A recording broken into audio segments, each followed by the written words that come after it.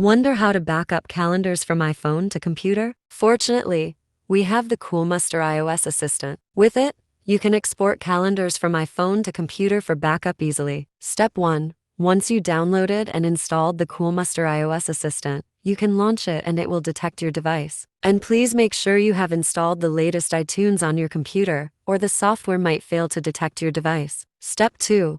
All of the files on iPhone will be displayed into different folders, for example, notes, contact lists, call history, etc. And all you have to do is to click the calendars option from the left panel and check all the calendars on the right panel. Step 3. Select the calendars you want by ticking off the checkbox in front of them, or you can select all directly. Then, hit the export button to transfer the selected iPhone calendars to computer for whatever backup, viewing, or editing. Now, you precious calendars are saved offline in case something unforeseen should happen to you. iPhone.